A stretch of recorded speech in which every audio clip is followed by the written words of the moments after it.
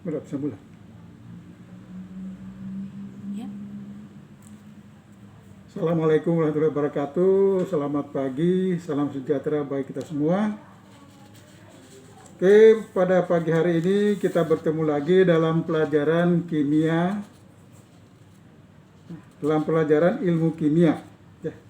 Kemarin saya sudah terangkan mengenai pendahuluan ilmu kimia. Sekarang kita lanjutkan pelajaran kita. Saya ulangi dari yang pertama.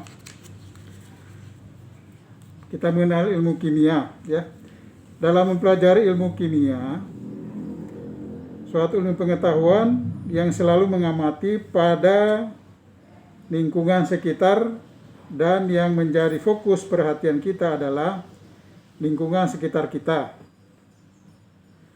Alam semesta merupakan salah satu daerah pengamatan bagi para peneliti ilmu pengetahuan alam. Sedangkan interaksi sesama manusia dipelajari pada ilmu sosial. Salah satu bagian dari ilmu pengetahuan alam adalah ilmu kimia. Daerah yang dipelajari ahli kimia adalah materi terkait dengan struktur, susunan, sifat, dan perubahan materi serta energi yang menyertainya. Itu yang dipelajari dalam ilmu kimia. Sama juga kita mempelajari ilmu fisika. Ilmu fisika yang dipelajari juga sama, mengenai keterikatan struktur, susunan, sifat, dan perubahan materi, energinya nggak disebutkan dalam ilmu fisika, ya. Perbedaan ilmu fisika dengan ilmu kimia salah satunya adalah kalau ilmu kimia itu dia mempelajari materi secara sifatnya secara kekal. Kemudian kalau ilmu fisika hanya mengalami perubahan sementara. Itu salah satu perbedaan ilmu kimia dengan ilmu fisika. Jadi kimia itu adalah perubahan materi secara kekal. Kemudian kalau fisika hanya perubahan sementara, hanya perubahan bentuk. Tapi unsur-unsurnya masih bisa dikembalikan kepada unsur semula. Sedangkan ilmu kimia tidak bisa lagi dirubah kembali ke unsur semula. Kemudian materi dan wujudnya. Istilah materi sudah sering kita dengar dan juga menjadi kata-kata yang dipilih sebagai bahan ejekan terhadap seorang yang memiliki orientasi terhadap uang dan kebendaan lainnya. Istilah materi dapat kita rujuk dengan alam sekitar kita seperti tumbuhan, hewan, manusia, bebatuan, dan lain-lainnya. Alam sekitar kita merupakan ruang dan yang kita lihat adalah sesuatu yang memiliki massa atau berat dan juga volume, sehingga materi didefinisikan sebagai segala sesuatu yang menempati ruangan, memiliki massa, volume, dan memiliki sifat-sifat tertentu. Materi memiliki massa, volume, dan sifat, sehingga setiap materi memiliki wujud tertentu. Jika kita melihat sebuah benda atau materi, maka wujudnya bermacam-macam. Di lingkungan kita mudah dijumpai materi seperti kayu, air, dan udara. Berdasarkan wujudnya, maka materi dapat dikelompokkan menjadi 3, yaitu padat, cair, dan gas. Kita dengan mudah menemui materi yang berwujud gas seperti udara, gas bumi, gas LPG, uap air, dan lain-lainnya. Untuk yang berwujud cair, mudah kita temui dalam kehidupan sehari-hari seperti air, minyak goreng, alkohol, bensin, solar, larutan gula, dan air laut. Itu semuanya berbentuk cair. Dengan demikian materi dalam wujud padat terdapat dalam lingkungan sekitar kita, dan yang paling sederhana kita jumpai seperti baja, batu, gelas, kaca, kayu, kapur, dan sebagainya. Demikian pula materi dalam wujud padat terdapat dalam lingkungan sekitar kita, dan yang paling sering kita jumpai seperti baja, batu, gelas, kaca, kayu, kapur, dan sebagainya. Perbedaan dari ketiga wujud materi adalah kemungkinan dimanfaatkan, sifat fluida, bentuk, dan volumenya. Ya, jadi kita ingat-ingat itu bisa dimanfaatkan atau bersifat cairan atau dalam bentuk dan volumenya yang berbeda-beda. Kemudian perbandingan sifat materi gas, cair, dan padat kita kelompokkan sebagai berikut. Kita lihat gas dulu. Gas, materi berwujud gas, mudah dimanfaatkan. Jika terdapat gas pada suatu ruangan tertentu, maka ruang tersebut dapat diperkecil dengan menambah tekanan, sehingga volume gas juga mengecil. Gas dapat mengalir dari suatu ruangan yang bertekanan tinggi ke ruangan yang bertekanan rendah. Gas dapat berubah bentuk dan volumenya sesuai dengan ruangan yang ditempati. Nah, kalau cair, itu gas tadi ya. Kalau cair, materi yang berwujud cair sulit dimanfaatkan. Dapat dialirkan dari daerah yang tinggi ke daerah yang lebih rendah. Kita ambil contoh misalnya posisi tabung panjang lebih tinggi dibandingkan dengan gelas yang ada di bawahnya.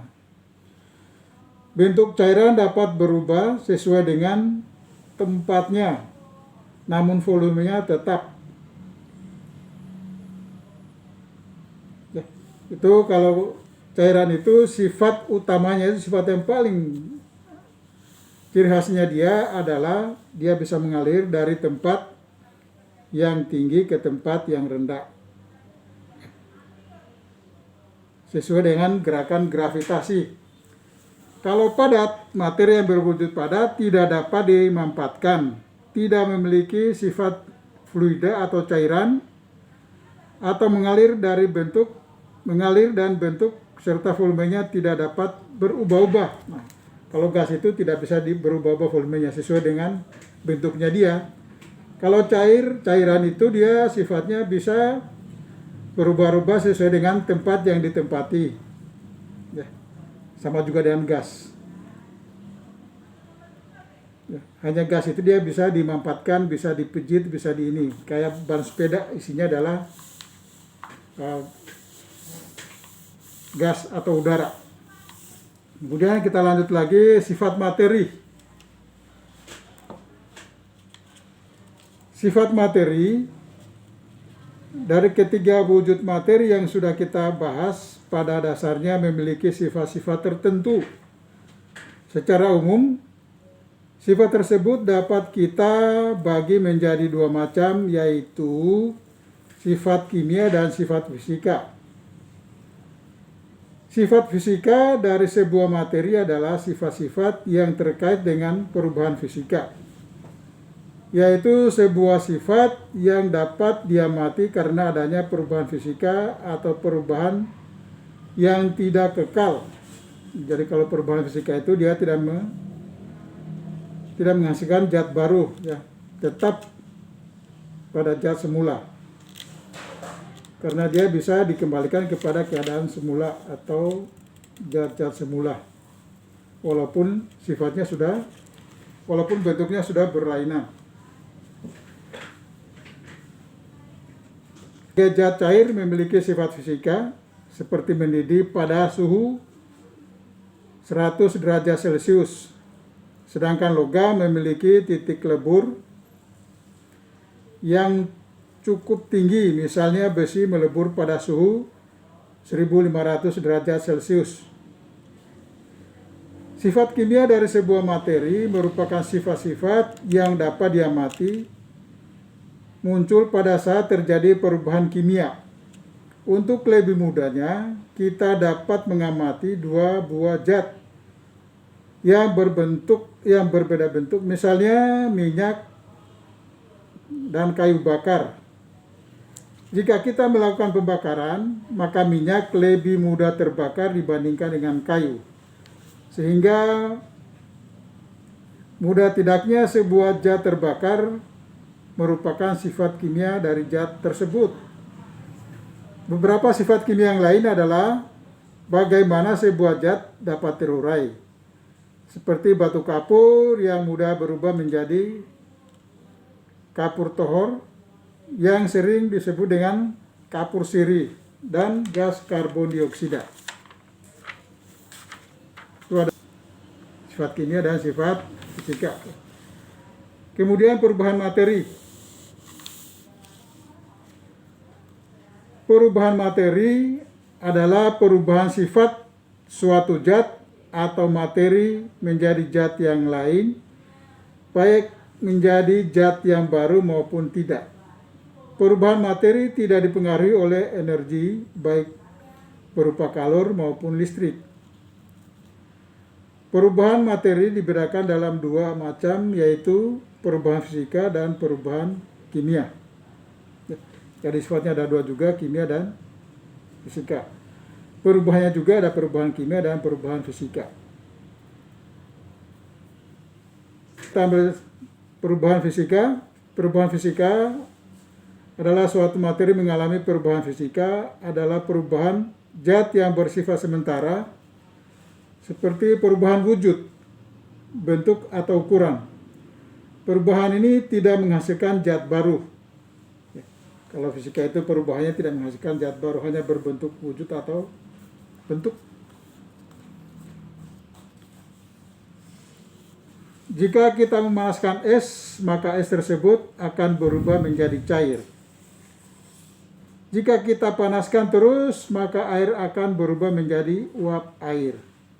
Nah, peristiwa ini hanya menunjukkan perubahan wujud, di mana es adalah air yang berbentuk padat dan air yang berbentuk cair. Dan uap air adalah air yang berbentuk gas. Tampak bahwa zat masih tetap air, walaupun berbeda-beda bentuknya. Dari es, cair, kemudian menjadi uap. Tetap air, tidak berbentuk atau tidak menghasilkan zat yang baru. Berbagai perubahan wujud adalah contoh perubahan fisika.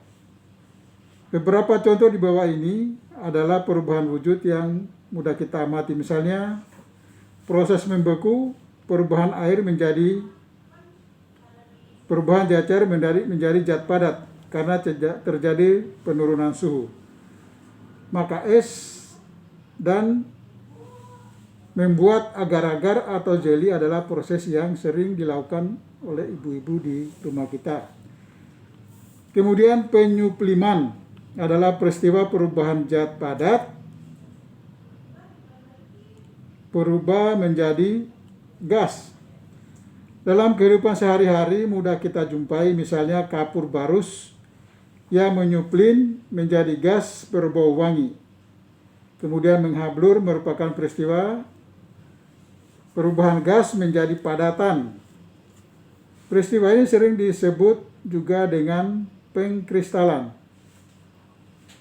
Proses di laboratorium dapat kita lakukan untuk membuat kristal amonium sulfat yang berasal dari gas amonia dan belerang dioksida. Perubahan wujud yang lain adalah menguap, mencair, dan mengembun. Peristiwa ini kita amati pada peristiwa hujan. Peristiwa ini diawali dengan penguapan air ke udara, selanjutnya mencair kembali dan kembali ke permukaan bumi. Perubahan bentuk termasuk dalam perubahan fisika. Misalnya gandum yang digiling menjadi tepung terigu, benang dipintal menjadi kain dan batangan pohon dipotong-potong menjadi kayu balok, papan, dan triplek. Itu masih masuk dalam perubahan fisika. Kemudian kita lanjut ke perubahan kimia. Perubahan kimia merupakan suatu sifat kekal dengan menghasilkan zat baru. Perubahan kimia disebut juga dengan nama reaksi. Untuk mempermudah, dapat kita lakukan percobaan sederhana. Misalnya, batang kayu kita ambil dan dibakar. Batang kayu tersebut berubah menjadi abu, asap, dan disertai keluarnya panas. Abu, asap, dan panas yang keluar tidak berubah kembali menjadi wujud kayu. Jadi ini adalah perubahan kekal. Tidak bisa lagi dikembalikan ke bentuk semula.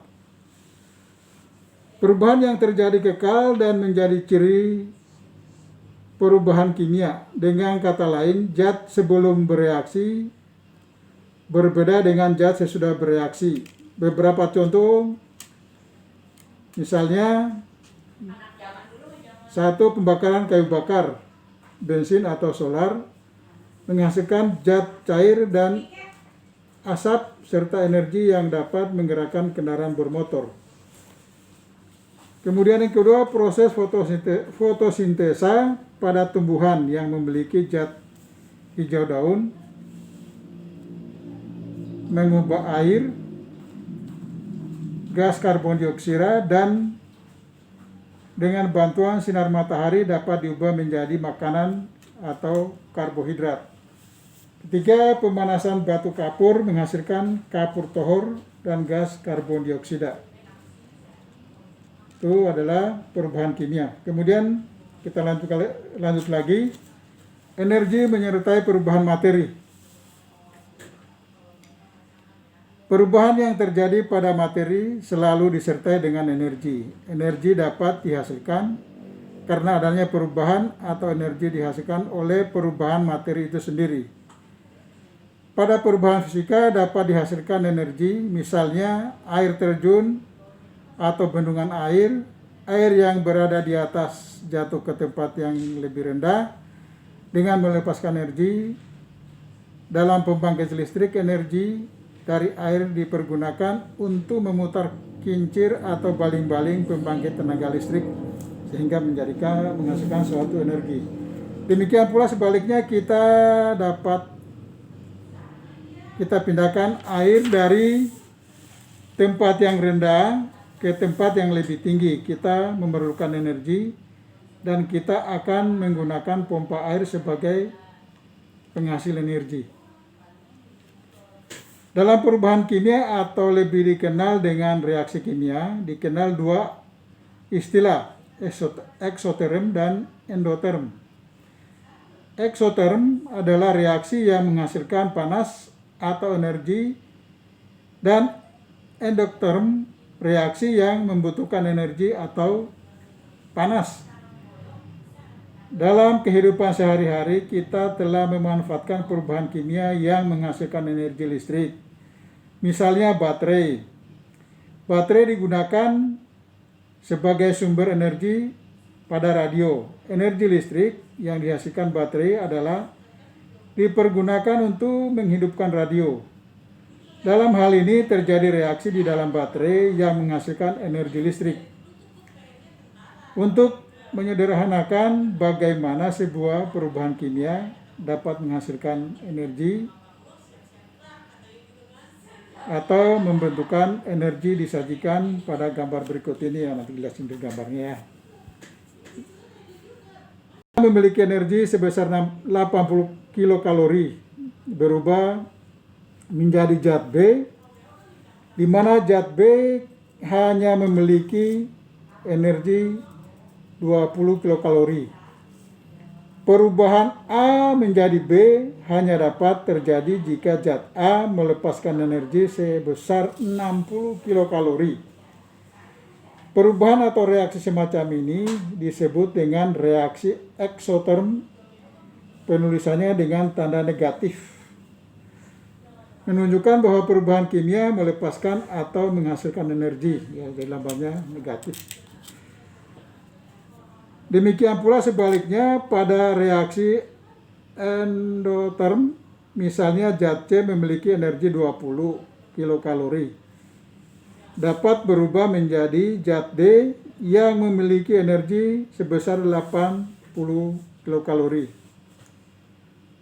Asalkan zat C mendapat energi dari luar sebesar 60 kilokalori,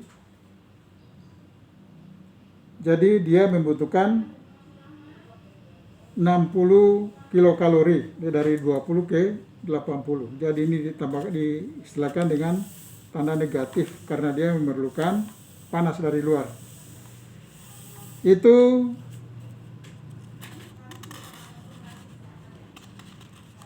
yang saya sampaikan pada kesempatan ini.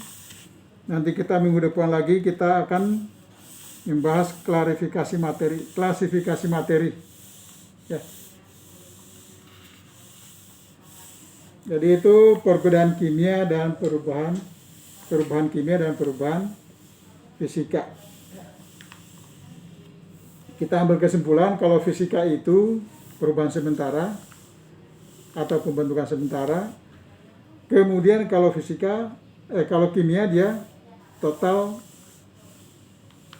dia tidak bisa dikembalikan ke zat asal lagi, jadi dia kekal abadi. Kecuali dengan cara lain, misalnya pakai reaktor apa segala macam, baru bisa kita kembalikan. Tapi sampai sekarang belum ada. Itu yang saya sampaikan pada pagi hari ini. Mudah-mudahan siswa dapat mengerti. Kemudian untuk tugas kalian di rumah sekarang, coba cari peristiwa fisika dan kimia yang ada di rumah kalian. Misalnya menanak nasi itu atau memasak nasi itu peristiwa apa? Ya. Kemudian di kompor gas menghasilkan nyala itu peristiwa apa? Tolong kalian nanti dikumpulkan pada pertemuan kita minggu depan. Itu yang saya sampaikan pada pagi hari ini. Kurang lebihnya mohon dimaafkan. Saya akhiri, assalamualaikum warahmatullahi wabarakatuh.